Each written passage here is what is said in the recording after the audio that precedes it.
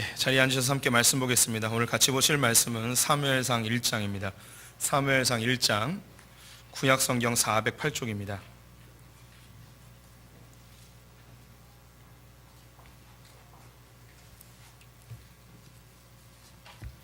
구약성경 408쪽 사무엘상 1장 1절부터 11절의 말씀을 한 절씩 교독하시겠습니다. 사무엘상 1장 1절부터 11절의 말씀 교독하겠습니다. 에브라임 산지 라마다임 소빔에 에브라임 사람 엘가나라 하는 사람이 있었으니 그는 여로함의 아들이요 엘리후의 손자요 도우의 증손이요 숲의 현손이더라. 그에게 두 아내가 있었으니 한 사람의 이름은 한나요 한 사람의 이름은 분인나라. 분인나에게는 자식이 있고 한나에게는 자식이 없었더라. 이 사람이 매년 자기 성읍에서 나와서 실로에 올라가서 만군의 여호와께 예배하며 제사를 드렸는데 엘리의 두 아들 홈니와 비나스가 여호와의 제사장으로 거기에 있었더라. 엘가나가 제사를 드리는 날에는 제물의 분깃을 그의 아내 분인나와 그의 모든 자녀에게 주고 한나에게는 갑절을 주니 이는 그를 사랑함이라. 그러나 여호와께서 그에게 임신하지 못하게 하시니 여호와께서 그에게 임신하지 못하게 하심으로 그의 적수인 분인나가 그를 심히 격분하게 하여 괴롭게 하더라. 매년 한나가 여호와의 집에 올라갈 때마다 남편이 그같이 하매 분인나가 그를 격분시키므로 그가 울고 먹지 아니하니 그의 남편 엘가나가 그에게 이르되 한나여 어찌하여 울며 어찌하여 먹지 아니하며 어찌하여 그대의 마음이 슬프냐 내가 그대에게 10 아들보다 낫지 아니하냐 하니라. 그들이 실로에서 먹고 마신 후에 한나가 일어나니 그때 제사장 엘리는 여호와의 전 문설주 곁 의자에 앉아 있었더라.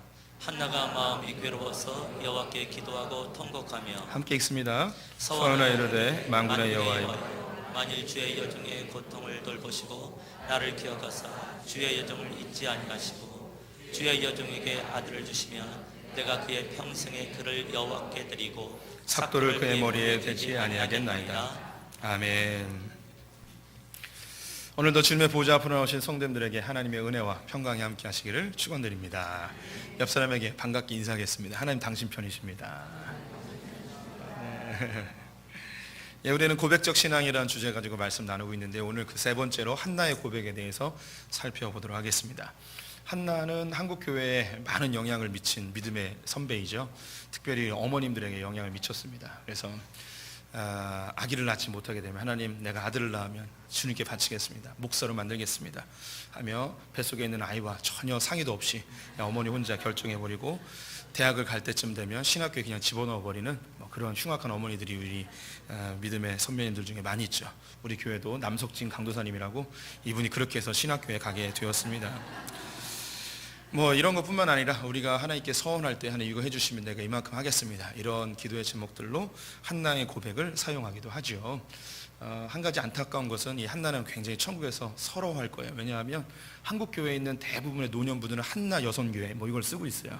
한나는 그렇게 할머니가 아니에요. 여기 보면 이제 아기를 이제 충분히 생산하게 되는 젊은 아줌마인데 이제 갓 20대 30대 근데 계속 한나 여전도회 하면 누구나 다 70대 이상 되신 할머니들을 생각하게 되는 굉장히 슬픈 아낙네라고 생각이 듭니다. 우리 성도님들에게 질문 하나 해볼게요. 성도님들의 아들이 목사나 선교사가 된다고 하면 허락하시겠습니까? 혹은 우리 성도님들의 따님이 사위를 데리고 왔는데 남자친구를 데리고 왔는데 목사가 된대요. 선교사가 된대요. 그럼 허락을 해주시겠냐는 거죠. 해주시는 분들도 있겠지만 어려운 분들도 있을 거예요. 제가 그 CCC에서 양육했던 순원이 있었는데 이 친구의 아버지가 우리 사랑의 교회 안수 집사님이셨어요. 그런데 대학을 졸업할 때쯤에 선교사로 나가겠느라고 아버지께 얘기했더니 이 아버지가 거품을 불면서 절대 못 나간다고 막 이야기를 하신 거예요. 그래서 이 아들이 굉장히 충격을 먹었어요. 사랑의 교회 안수 집사고 곧 있으면 장로가 되실 분인데 지금 은퇴하셨어요. 그분이 곧 있으면 장로가 되실 분인데 아들이 선교사 나가는데 믿음으로 지원해 주지 못할 망정 이걸 반대하냐고 막 아버지가 엄청 싸웠어요. 결국 설교사로 못 나갔습니다. 나중엔 해외 근로자로 쿠웨이트로 가긴 했는데 어쨌든 못 나갔어요. 이런 분들의 마음도 충분히 이해가 되어져요.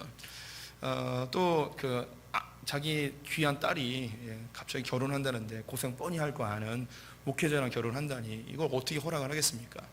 허락을 못하는 이유 가장 먼저는 이제 목회자들의 경제적 상황이겠죠.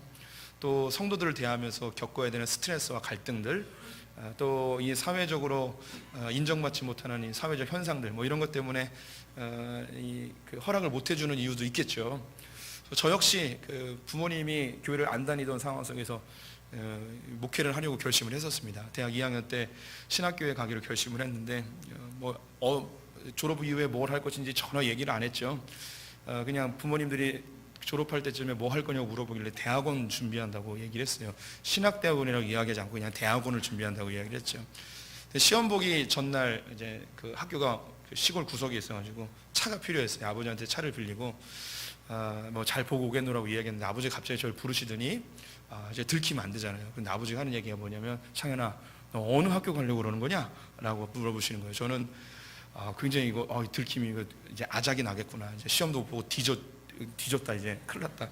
그래서 아버지의 분노를 최대한 삭히게 하기 위해서 제가 아주 미소를 띄우며 이렇게 얘기했어요. 아버지 붙으면 말씀드릴게요. 이렇게 얘기했어요. 그런데 아버지가 정색을 하시면서 하는 얘기가 너 신학교 가려고 그러지? 그러는 거예요. 오우 깜짝 놀라가지고 귓방망이 날라올 줄 알았는데 아버지가 하는 얘기가 뭐라고 그러냐면 네가 하고 싶은 거 해봐라 라고 하셨어요. 그래서 신학교에 가게 됐고 또 그 이후에 그 신학교가 그 시골에 있어서 대중교통을 여러 번 갈아타야 돼요. 그때 아버지가 학교 다니는 거 그 불쌍히 여기셔서 그 당시에 최고로 좋은 차를 하나 뽑아주셨어요. 마티즈라고. 예, 그걸 뽑아주셨어요. 근데 마티즈를 저에게 주시면서 아버지가 미안하다고 그러셨어요. 눈물을 흘리면서. 왜 미안하다고 그랬냐면 더 좋은 차 못 사줘서 미안하다고. 뭐 신학생이 마티즈면 충분하죠. 벤츠를 사주시려고 그랬나 그때 그 마음이 참 아직도 이렇게 짠합니다. 제 아내랑 이제 교제를 하고 신학교에 들어간 다음에 처음 인사를 하러 갔어요. 저희 아내가 뭘 입어도 귀티가 나는 그런 태생적인 공주과입니다. 그냥 뭐예요 이 웃음은? 하여간 여자들은 자기보다 예쁜 여자를 인정을 못하죠. 농담입니다.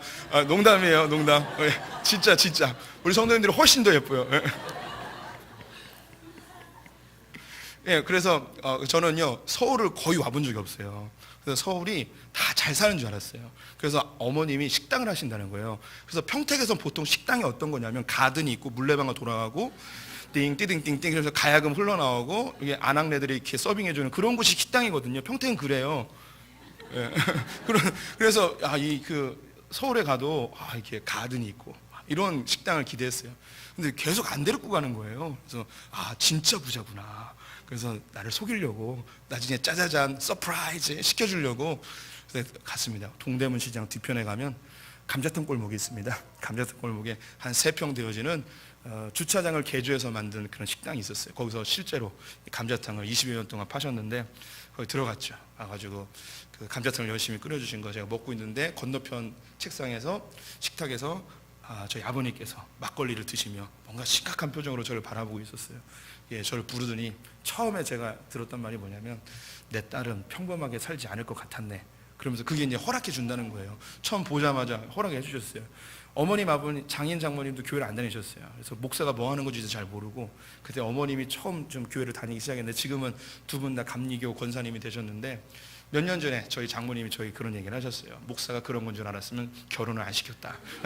그래서 명절 때도 뭐 제대로 못 가고 막 그런 그 딸의 안타까움을 보면서 아기 3명 데리고 지하철 타고 수유리까지 오고 가고 막 이런 모습을 보면서 아기 막 잠들으면 업고 안고 제가 생각하는 여성상이거든요. 그런 건. 근데 그런 걸 보면서 굉장히 장모님이 힘들어하시고 그랬었는데 우리 성도님들의 자녀들이 그렇게 목회자가 되거나 목회자의 사모가 되거나 쉽게 결정하지 못할 것 같습니다. 옛날보다 기독교에 대한 정서도 굉장히 낮아졌고요. 처우도 안 좋아졌습니다. 실제로 한국 기독교 신학생들의 숫자가 줄고 있고요. 신학생이 줄은 것뿐만 아니라 선교사들이 더 급격하게 줄어가고 있습니다. 선교사님들 현황표 한번 보여주시죠. 그 90년대의 성장폭이 17%였는데 작년 폭이 1.01%입니다. 선교사 성장이 급격하게 낮아졌어요. 주 원인은 재정적인 교회의 어려움이고요. 또 선교의 성과가 없어서 돌아온 분들도 많이 있고요. 근데 갑자기 줄어든 그 기점이 어디냐면 아프가니스탄의 그 선교사님들이 포로로 끌려갔을 때의 사건으로 저는 평가를 해요. 그걸 단순한 사건이 아니고요.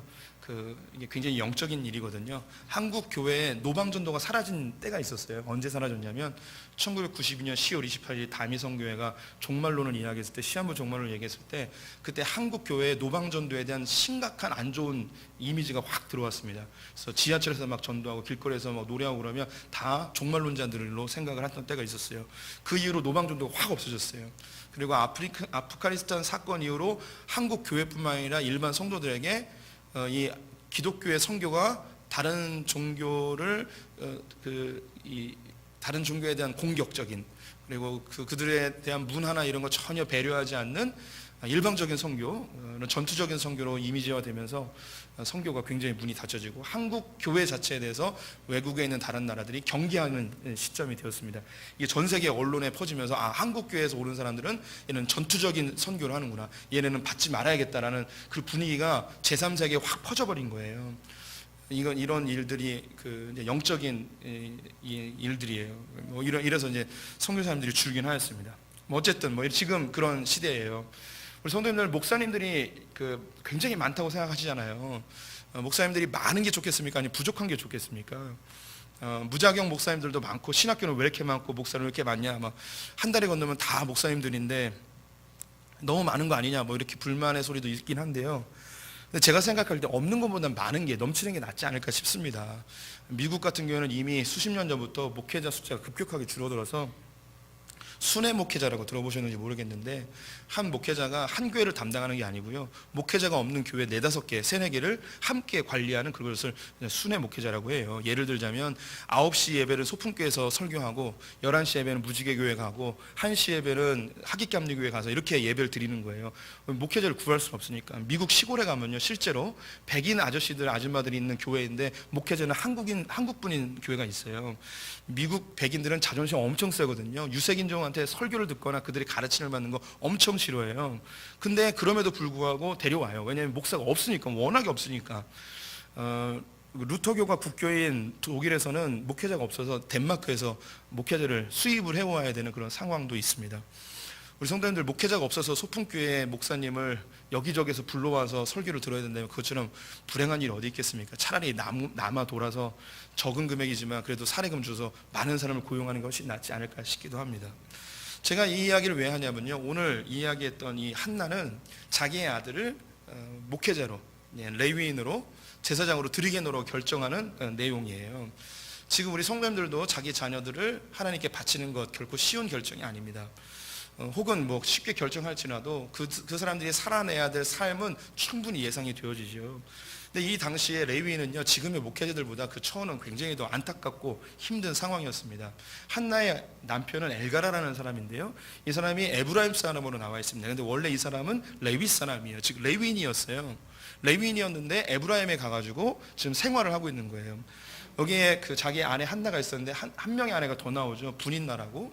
한나는 아이가 없었고 분인나는 아이가 있었습니다. 둘 사이에 갈등이 있었고요. 아마도 당시의 자녀들은 굉장히 노동력이고 재산이었기 때문에 한나와 이 사이에서 자녀가 없자 다른 아내를 얻은 것으로 여겨집니다. 그렇지만 여전히 한나를 더 사랑하는 모습을 보이고 있죠. 뒤에 보면 제사를 드릴 때 소를 3마리나 끌고 올 정도로 굉장히 부유한 사람입니다. 아버지 때부터, 그 조상 때부터 에브라임에 가서 생활했는지 혹은 엘가나 당대에 움직였는지 그건 알 수는 없지만, 어쨌든 레위인이지만 이 레위 직분을 감당하지 않고 다른 일을 하는 거죠. 즉 신학교까지 다 나오고 목사 안수까지 다 받았는데 목회는 안 하고 다른 일을 하고 있는데 이 일이 잘 돼가지고 부자가 된 이런 사람으로 보시면 되겠습니다. 레위인은요, 다른 직업을 갖지 말고 온전히 하나님의 일만 하도록 부름받은 사람들이었습니다. 이스라엘 백성들이 애굽에서 출애굽할 때에 10번째 재앙이 6월절의 재앙이었죠. 애굽에 있는 모든 첫 번째 난 소생들, 장자들이 다 죽었습니다.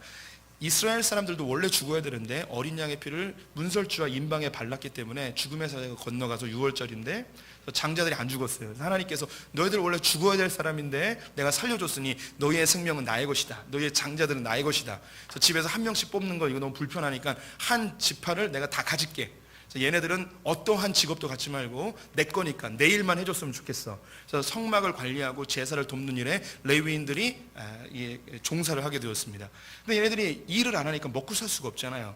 그래서 그들을 먹고 살 수 있도록 이스라엘 백성들에게 11조를 내게 하여서 제사장들이 먹고 가난한 자들을 돕고 또 성막을 관리하는 일을 하도록 하였습니다. 그런데 사사기 시대에 들어가게 되면, 가나안 땅에 들어간 이후에 이스라엘 백성들이 하나님을 예배하기보다는 우상들을 예배하기를 좋아하고 11조를 내는 게 너무 아깝다 보니까 이걸 안 내기 시작하고, 성전에 나아가서 제사 드리는 것보다는 우상에게 산당에서 스스로 제사 드리는 것을 더 좋아하는 이런 상황이 되어버렸어요.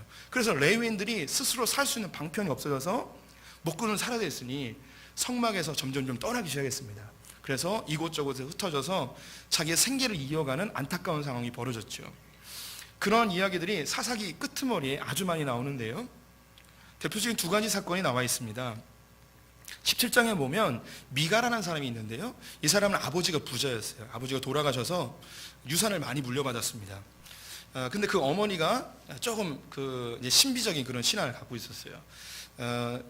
성막이 있는 곳에서 예배를 드리기보다는 자기 집에다가 신전을 지어버렸어요. 그리고 그 안에 제사장들이 입고 있는 에봇이라는 옷과 당시 많은 사람들이 갖고 있는 드라빔이라는 우상을 갖다 놓고 이게 하나님이다라고 하면서 거기다 제사 드리고 예배하고 하였습니다. 그리고 이 미가가 이 예배를 집례하려고 하니 제사장이 필요하잖아요. 그래서 자기가 제사장이 돼요. 근데 스스로 하다 보니까 이게 불편하고 잘 모르는 거예요. 그래서 생각하기를, 야, 레위인이나 누가 제사장이 우리 집에 있으면 너무 좋겠다. 그래서 자기 개인 전용 제사장을 만들고 싶어 했습니다. 근데 마침 자기 집에 들린 젊은 레위인 청년을 발견하게 돼요. 너 뭐 하고 다니냐? 그랬더니 거할 곳을 찾아서 이리저리 헤매고 다닙니다. 너 그래, 돌아다니지 말고 우리 집에 들어와서 내가 월급 줄 테니까 우리 집 전용 제사장이 되지 않겠니? 하면서 11조를 받지 못한 레위인들이 여기저기 흩어다니고, 그리고 그 사람을 고용하여 개인 제사장으로 삼는 그런 안타까운 일이 벌어지죠. 본문 말씀을 확인해 볼게요. 사사기 17장 9절부터 10절 제가 읽어보겠습니다. 미가가 그에게 묻되 너는 어디서부터 왔느냐 하니 그가 이르되 나는 유다 베들레헴의 레위인으로서 거류할 곳을 찾으러 가노라 하는지라. 미가가 그에게 이르되 내가 너와 함께 거주하며 나를 위하여 아버지와 제사장이 되라. 내가 해마다 은 10과 의복 1벌과 먹을 것을 주리라 하므로 그 레위인이 들어갔더라. 주변에 있는 사람들이 이 미가의 집에 있는 이 레위인에 대해서 부러워해요.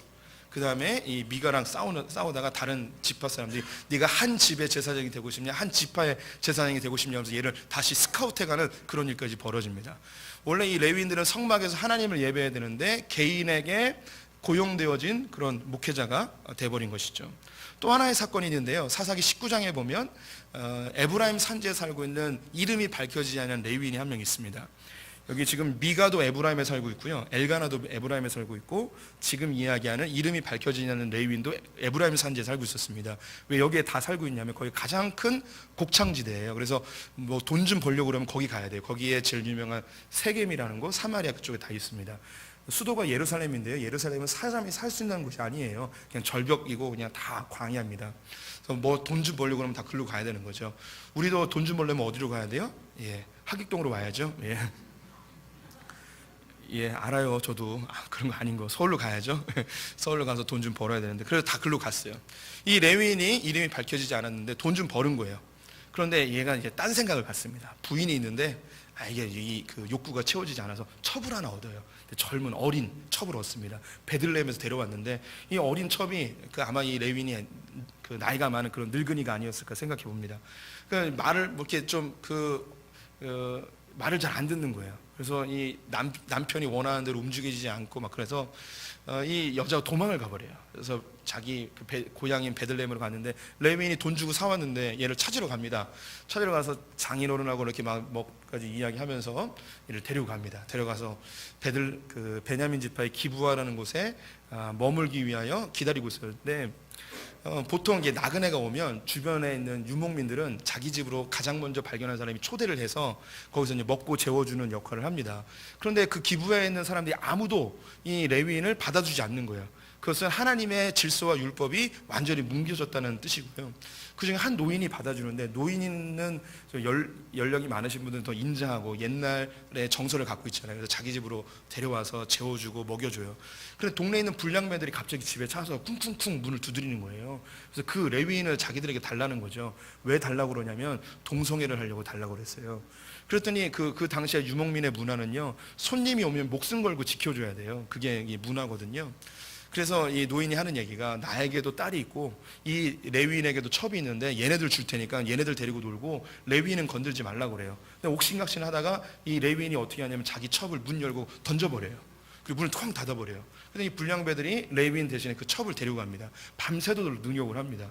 그래서 이 능욕을 당한 이 첩이 그래도 남편이라고 자기 남편 있는 집을 자기를 기다리지 않을까, 도와주지 않을까 기어가지고 와요. 문을 쿵쿵쿵 두드렸을 거예요. 그런데 이 미친놈의 남편이 자기 첩이 좀 어떻게 끌려갔으면 기다리든가 찾든가 아니면 간절히 기도하든가 뭐 이렇게 해야 되는데 자빠져 자고 있었어요. 쿵쿵쿵 되는 것도 모르고. 근데 그 다음날 아침이 됐는데 그 첩은 그냥 버려버리고 자기 혼자 가려고 그러는 거예요. 가려고 했는데 문을 탁 열었는데 쿵쿵쿵 대고 엎드려져 있으니까 손이 걸쳐져 있었던 거죠. 문을 탁 열니까 이 손이 앞으로 툭 떨어진 거예요. 그래서 이 문지방에 손이 걸쳐 있었어요. 그러면 얘가 죽었는지 살았는지 얼마나 아픈지 좀 살펴봐야 되는데 그냥 죽었다고 생각을 하고 그냥 자기 나귀에다 싣고 집에 왔어요. 성경에 애매하게 표현되어 있어요. 죽었는지 살았는지 몰라요. 근데 집에 도착해 보니까 죽어 있는 거예요. 그래서 레위인이 열받아가지고 어떻게 했냐면 자기의 첩을 12토막을 내버립니다. 그리고 각 지파에다가 다 보내버려요. 이 시체 덩어리를 보더니 뭐 깜짝 놀라가지고 이게 무슨 일이냐, 이스라엘에 이런 일이 벌어질 수 있느냐 하면서 다 그 레위인의 집으로 몰려들었습니다. 그러면서 하는 이야기가, 베냐민의 사람들이, 불량배들이 그랬는데 그냥 베냐민 사람들이 다 그랬다고 이야기하면서 얘네들 없애버려야 된다고 막 분노에 차가지고 전쟁을 했어요. 11대 1로 싸워야 되는 거예요. 어떻게 이기겠습니까? 베냐민 지파가 다 완전히 쫄딱 망해버립니다. 남자들이 600명만 남고 다 죽어버려요. 그래 열심히 죽이다 보니까 야, 이러다가 베냐민 지파가 사라져버리겠구나 깜짝 놀라가지고 이제 죽이는 거 멈추자라고 이야기를 합니다. 그래서 이 레위인 때문에 한 지파가 없어질 정도로 엄청난 사륙이 일어나는 그런 일이 벌어졌죠. 이게 지금 사사기 끄트머리에 있었던 이야기고요. 이 당시에 누가 살고 있었냐면 바로 한나가 살고 있었던 거예요. 이만큼 제사장들의 이 이미지가 완전히 땅에 추락해버리고 제사장들은 없고 레위인들은 사라지고 막 이런 때입니다. 또 오늘 이 엘가나가 자기의 가족들을 데리고 예배하러 갔을 때에 성경은 그 예배에도 관심이 있지만 그 예배를 집례하는 제사장들에 대해서 우리의 이목을 집중시키고 있습니다. 오늘 읽었던 본문의 3절 말씀을 같이 읽어봤으면 좋겠습니다. 함께 읽습니다. 이 사람이 매년 자기 성읍에서 나와서 실로에 올라가서 만군의 여호와께 예배하며 제사를 드렸는데 엘리의 두 아들 홈니와 비나스가 여호와의 제사장으로 거기에 있었더라. 이 엘가나는 원래 레위인 출신이었어요. 자기의 놀이터는 성막이었고요. 자기의 아버지와 어머니, 할아버지, 할머니들은 그 성막에서 늘 일하는 걸 봤을지도 몰라요. 아니면 엘가나 스스로도 성막에서 어릴 때부터 뭔가 봉사하고 그랬을 수도 있어요.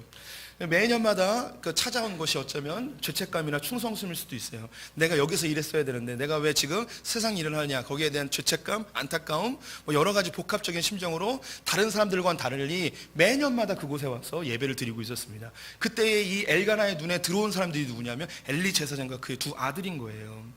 그럼 이 엘리 제사장과 두 아들이 어떤 사람인가? 우리가 성경 지식 아는 분들은 좀 선지식이 있을 겁니다. 엘리 제사장에 대해서 성경에 뭐라고 나와 있냐면 굉장히 비둔한 사람이고 눈이 잘 안 보여요.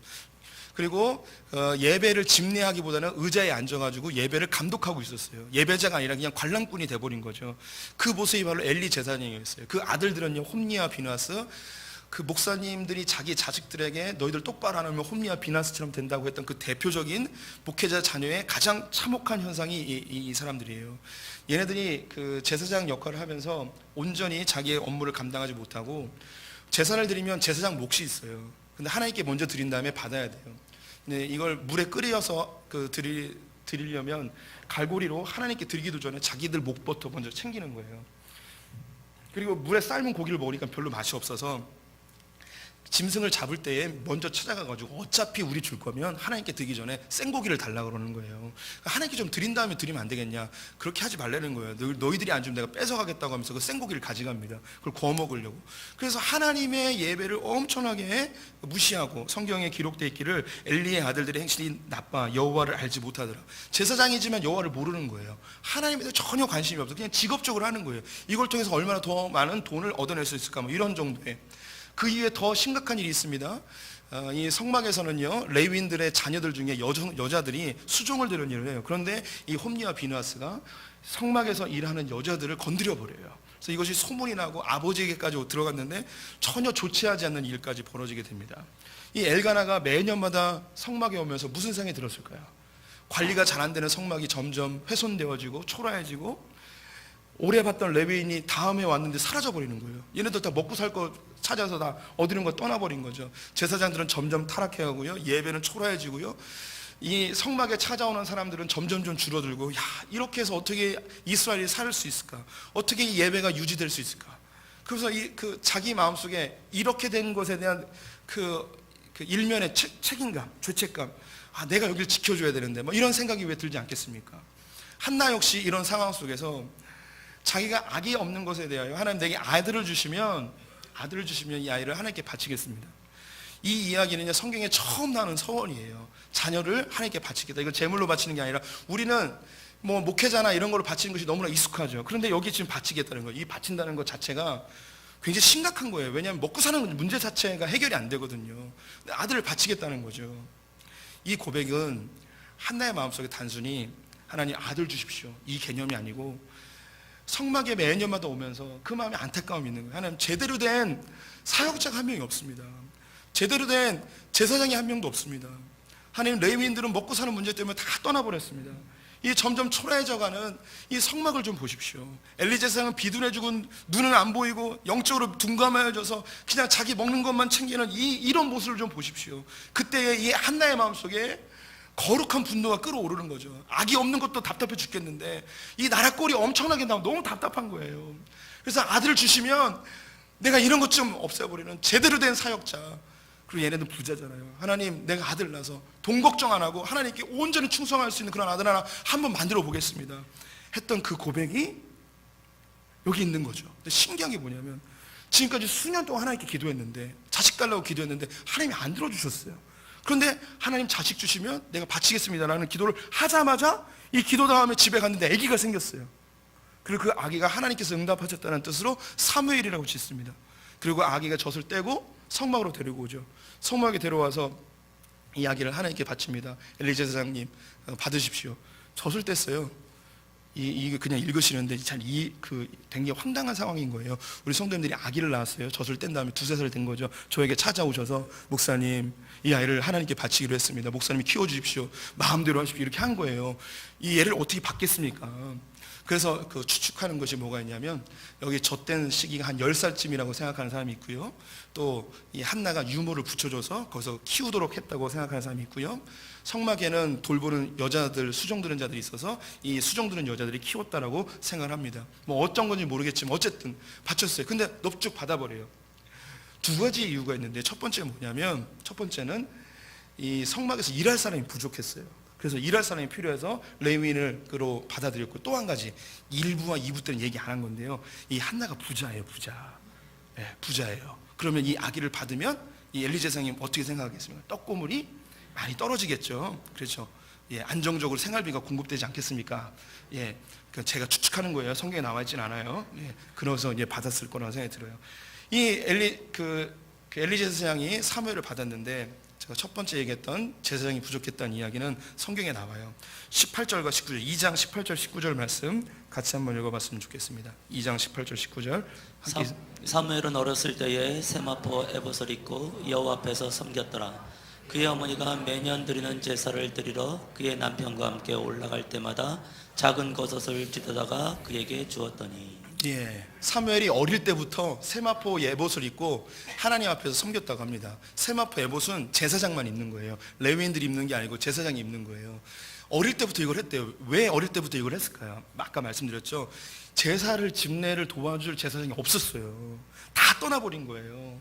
그래서 일할 사람이 없어서 어리지만 사무엘을 이 일을 시킵니다. 그 다음에 제가 왜 부자라고 이 이야기를 강조했냐면, 그 뒤에 올라갈 때마다 엄마가 매년마다 제사 드리러 올라갈 때마다 아들을 위해서 작은 겉옷을 만들어가지고 매년마다 성장하니까 이걸 줬어요. 이게 별거 아닌 것 같은데요, 지금도 전 세계 3분의 1의 사람들은요 겉옷 없이 살고 있어요. 한 벌의 겉옷으로만 사는 사람이 수없이 많이 있어요. 우리는 매일마다 갈아입지만 전 세계 3분의 1의 사람은 겉옷이 없이 살아가고 있어요. 지금도 이 예수님 시대에 겉옷이 있다는 것은요, 그리고 이 구약 시대 때 겉옷은 부자들만 입고 있는 거예요. 다 그냥 그 거적 같은 거 가지고 이렇게 둘둘둘 말아서 그렇게 입고 있었어요. 이 엄마가 겉옷만 줬겠습니까? 아니면 다른 것들도 공급해 줬겠습니까? 이 엄마는요, 이 어려운 시대에, 레위인들이 다 떠나는 시대에 하나님의 일에 집중할 수 있도록 자기 아들이 돈 걱정 없이 하나님 사역할 수 있도록 열심히 뒷받아주는 그런 어머니의 모습을 보여줍니다. 여기서 이제 중요한 게 뭐냐면 한나의 믿음의 고백이 나와요. 이거 이상한 거예요. 지금까지 열심히 기도했는데 하나님 응답해 주지 않다가 내가 하나님 아들을 주시면 하나님께 바치겠습니다라고 할 때 그 상황들, 하나님 앞에 거룩한 분노들, 그 마음속에서 바치겠습니다라고 했더니 하나님께 갑자기 아들을 생기게 한 거예요. 그러자 그가 믿음의 고백을 하는데 2장 1절부터 10절인데 거기서 제일 중요한 것이 6절 7절입니다. 이걸 역시 샌드위치 구조로 가운데 있는 게 제일 중요한 거예요. 6절 7절 말씀 같이 읽겠습니다.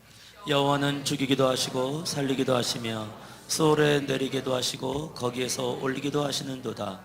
여호와는 가난하게도 하시고 부하게도 하시며 낮추기도 하시고 높이기도 하시는도다.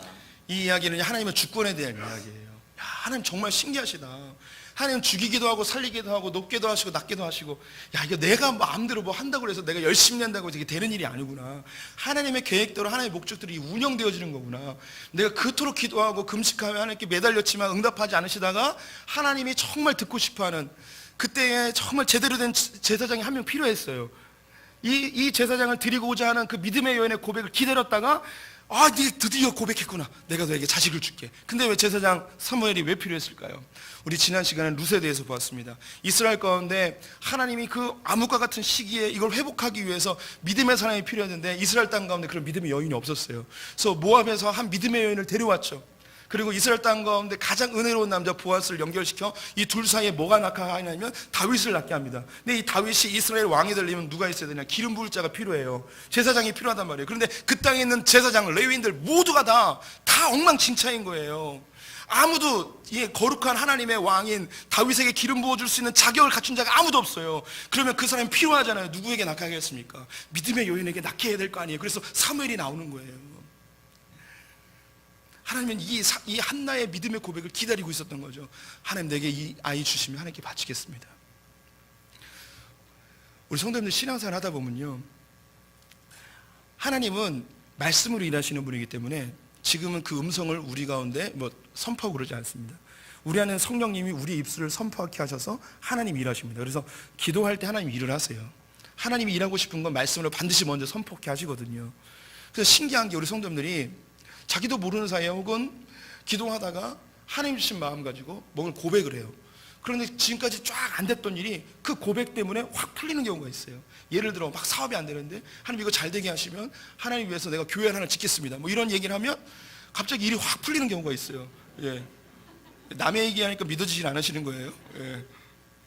뭐 여기 본문에 있는 것처럼 아기가 안 배워지다가 하나님 아기를 낳으면 내가 주님께 목회자로 키우겠습니다. 근데 갑자기 아기가 생기는 그런 일이 발생한다고요. 하나님께서는요, 우리의 삶 가운데 내 삶을 주님 주관하시는구나, 내 뜻대로 되는 게 아니고 하나님의 뜻대로 이루어지는구나 라는 걸 깨닫게 하시는 상황으로 몰고 가세요. 그리고 우리 입술 가운데 먼저 선포케 하시고 하나님 일하시는 걸 보입니다. 왜 우리가 먼저 입술로 선포케 하냐? 그냥 이루어지면 우리는 어리석어서 그냥 된 줄 알아요. 그래서 하나님 먼저 선포케 하고 그 다음에 그 일이 일어나게 되면 주님이 하셨구나라는 걸 깨닫게 되는 거죠. 제 이야기를 하면서 마치겠어요. 저는 대학교 2학년 때 목회를 하기로 결정을 했습니다. 제가 그 당시에 다녔던 교회가 큰 혼란에 빠졌습니다. 교회가 반으로 쪼개졌거든요. 문제는 담임 목사님의 재정적인 문제였는데 그 이면에는 오랜 세월 동안 당회원과 목사님 사이에 깊은 감정의 골이 깊었습니다. 그래서 이 재정적인 문제가 터지자 이걸 덮지 않고 그대로 오픈을 시켜서 교회가 갈라지게 되었죠.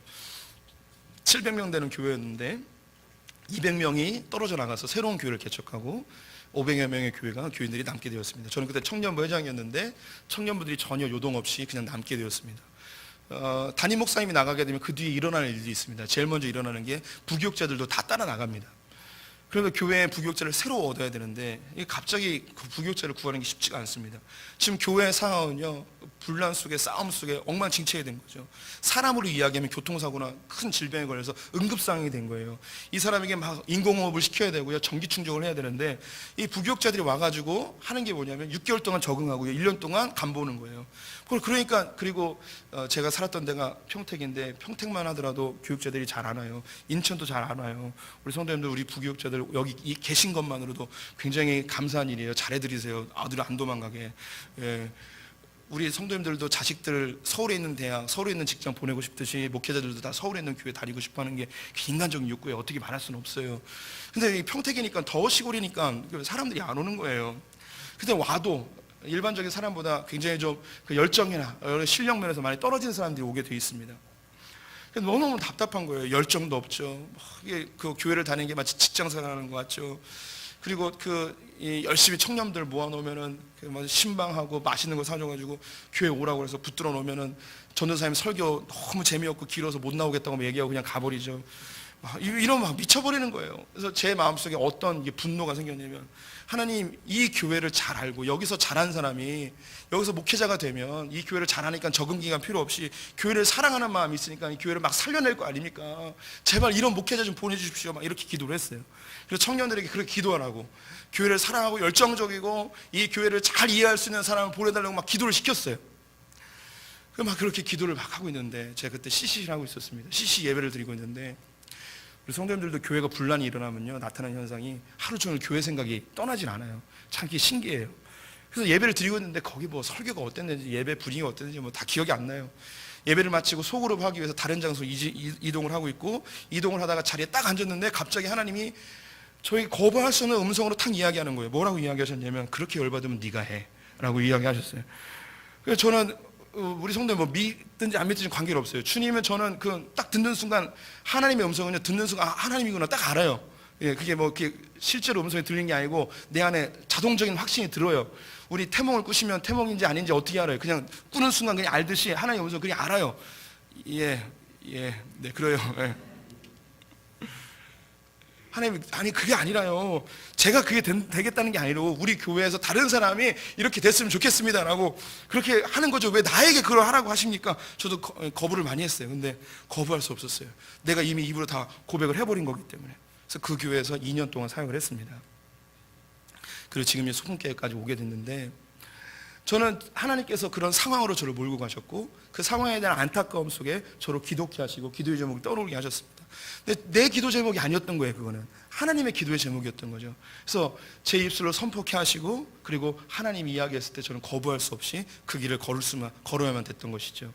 하나님이 세우시고 하나님이 이끌어 가심을 경험하게 되는 거예요. 내 인생의 주권자가 하나님이시구나. 내 뜻대로 되는 게 아니구나. 한 가지만 더 이야기할게요. 2, 3부도 다 해줬으니까 해야죠. 예. 뭐 시간이 없으신 분들은 지금 가셔도 되긴 해요. 한 5분만 기다리시면 돼요. 저는 그 담임 목사에 대한 마음이 없었습니다. 제 꿈은 뭐였냐면요, 우리나라 최고의 부교육자가 되는 게 꿈이었습니다. 저는 성향상 앞에 나오는 것보다 뒤에서 일하는 걸 좋아하는 사람이에요. 내성적이고 소심하고 굉장히 서정적이고 그렇게 보이잖아요, 얼굴도. 그래서 앞에 서는 것보다 뒤에서 일하는 걸 좋아하는 사람이었어요. 그리고 사람을 1대1로 만나는 걸 굉장히 힘들었던 사람입니다. 그래서 나는 신방이나 담임 목회 못하겠구나, 나는 탁월한 부교육자가 되야겠다. 그래서 미국에서 공부할 때도 행정을 공부하게 됩니다. 그래서 이제 소품교회를 개척을 돕고 1년 만에 미국으로 가게 됐는데, 그래서 작은 교회를 섬기게 됐어요. 개척한 지는 5년쯤 되었는데, 성도님들은 한 20명 정도 모이는 그런 교회였어요. 아무것도 갖춰진 게 없어서 그냥 예배만 드리고 있었어요. 근데 하던 가락이 있다 보니까 그 교회를 제대로 된 교회를 되기 위해서 처음부터 다시 새롭게 다시 다 세워가기 시작했습니다. 주보 만들고 로고 만들고 홈페이지 만들고 교회 뭐 프로그램이나 시스템이나 뭐 이런 거 교재나 다 새로 다 만들었어요. 그럼 그런 과정 속에서 한 6개월쯤 지나면서 이게 이상하다는 느낌이 들었어요. 뭐냐면 내가 담임 목사님을 가르치고 있는 거예요. 난 부교육자잖아요. 보통 담임 목사님 부교육자를 가르치는데, 담임 목사님 제가 부교육자인데 제가 더 많이 알고 경험이 있다 보니까 목사님 이렇게 하셔야 됩니다, 이렇게 하셔야 됩니다, 이렇게 하셔야 됩니다. 근데 목사님은 원하지 않음에도 불구하고 제가 얘기하니까 그냥 저절로 그냥 억지로 따라오는 듯한 느낌이 드는 거예요. 담임 목사님도 불편하는 게 느껴지고 계속 내가 뭔가 가르쳐야 된다는 것도 부담이 되는 거예요. 그때 깨달았어요. 뭘 깨달으면, 내가 웬만한 교회에서 더 이상 부교육자를 못하겠구나. 이런 일이 똑같이 일어나겠구나. 다른 데 가서도 담임 목사님 내가 가르치고 있겠구나. 이건 말이 안 된다. 그 담임 목사님에게도 내가 할 바가 아니고 나에게도 유익이 안 되겠구나. 그래서 그때 생각한 게 뭐냐면, 나 더 이상 부교육자 못하겠다. 그래서 기도하다가 뭐라고 고백했냐, 하나님 이제 나 담임 목사 하게 해주세요. 이게 기도를 한 거예요. 하나님 부르시면 어디든지 가겠습니다 했는데 소품교회가 부른 거예요. 아무도 신기해하지 않는군요. 이 하나님이 이렇게 일하시는 거예요. 그래, 야, 하나님 정말 신기하다. 내 마음속에 먼저 마음을 주시고 상황 속에서 내가 어쩔 수 없이 고백하게 하시고, 그런데 하나님께서는 이 고백 뒤에 이미 일하고 있는 거예요. 하나님이 이렇게 일하세요. 하나님이 우리를 하나님의 주권하에 움직여가고 있단 말이에요. 성도님들의 삶 하나하나를. 그래서 우리 성도님들이 하나님이 내 삶 가운데 일하고 있으면 어떻게 느낄 수 있냐면요, 기도를 하시면 느낄 수 있어요. 지금도 일하고 있거든요. 성도님 한 분 한 분을 위해서 지금도 일하고 있어요. 그런데 내가 기도하지 않고 하나님 무슨 일을 하시는지 느끼지 못하면 그냥 그 일이 일어나는 거예요. 그냥 스쳐 지나가는 거예요. 하나님 나를 위해서 지금도 열심히 일하고 계시는데 모르고 가는 거죠. 저는 감동이 없고 기쁨이 없고 하나님을 체험을 못하는 거죠. 고백을 못하는 거예요. 그런데 기도하면 일이 잘 되든 안 되든 관계없이 기도하면 놀라운 일이 발생해요. 내가 기도한 대로 하나님이 일하고 있는 거예요. 100%다 되진 않아요. 하나님과 얼만큼 밀접한 관계에 있느냐에 의해서 그 체험은 더 놀랍게 확장되어질 수는 있습니다. 우리 성도들 기도하세요. 그리고 상황 속에서 뭔가 잘 안 되는 것 같아요? 그럼 한나처럼 하나님 내가 이렇게 한번 해볼 테니까 이렇게 해주세요. 한번 서원도 한번 해보는 거예요. 그 가운데 하나님이 기뻐하시는 서원이 있다면 그대로 될 수도 있어요. 하나님 우리 성도님들의 주권자이십니다. 우리 성도님들을 만들어 가시고 인도해 가시고 주님께 부르짖어 하나님의 살아계심을 경험하시기를 축원드립니다. 기도하겠습니다.